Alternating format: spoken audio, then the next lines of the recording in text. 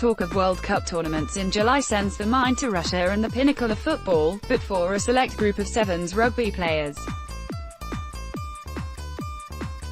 New Zealand announced their men's and women's squads for the 2018 Sevens World Cup in San Francisco on Tuesday, with strong squads named by their respective coaches. While all eyes have been on Russia for the World Cup that needs no introduction, the Sevens tournament is a little more niche. There is no doubt, however, that the events in Russia have them excited for what's ahead, including a new knockout format. It's a more ruthless format, New Zealand men's co-captain Tim Mickelson said. You've got to execute from the first game. The format for the Sevens World Cup is simple. It's a straight knockout. 14 minutes of average sevens and your team could be flying home early, wondering what could have been.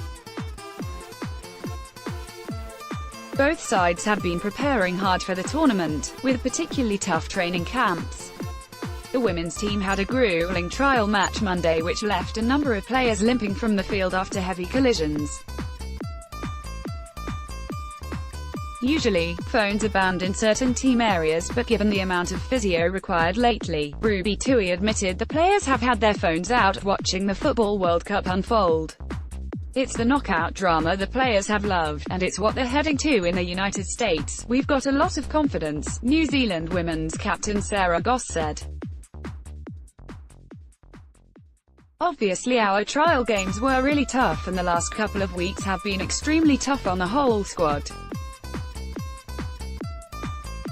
We've got 12 going to the World Cup, but we have a lot of girls who missed out. To have 4 come back from 2013 is hugely exciting. I hope all of these girls have great experiences like we did back then. Goss is joined by Portia Woodman, Kelly Brazier and Tala Nathan Wong from the team which won the World Cup in 2013, at the same stadium that will host the Football World Cup final next week. New Zealand finished third in the Men's World Series and second in the Women's World Series during the 2017-18 season. Both sides claimed gold at the Commonwealth Games on the Gold Coast in April, their pinnacle event for the season. Men's coach Clark Laidlaw said the unique nature of the knockout competition contributed to it being a difficult squad to select. Getting the balance of the squad right was the main thing. It's a different tournament in that it's 4 games instead of 6 and we can only take 12 players, so we were looking to have flexibility in the 12 in terms of the positions they cover, he said. No team has ever won back-to-back World Cup titles since it started, so we have certainly talked about that and about being the first team to change that. We know there are massive challenges to come. All the teams will be really well prepared. Laidlaw's team's first game will be on Saturday, July 21st, at 3:31 p.m. NZ time, against the winner of Russia and Hong Kong's match.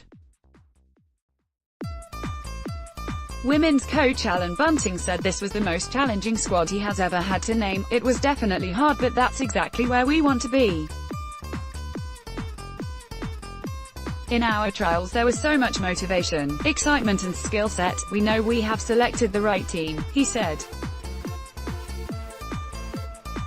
We have had a good year, but this group is strict on themselves. We think we have room to improve and those last bits we need to get right are the toughest. Bunting's team's first game will be against Mexico on Friday, July the 21st, at 6:50 a.m. NZ time. At a glance, New Zealand's Sevens World Cup squad's men: Kurt Baker, Dylan Collier, Scott Curry, co-captain, Trail Joas, Andrew Newstub, Jonah Nareki, Tim Mickelson, co-captain, Sione Molia, Salesy Rayazi, Joe Ravuvu, Akulia Rockalisoa, Regan Ware.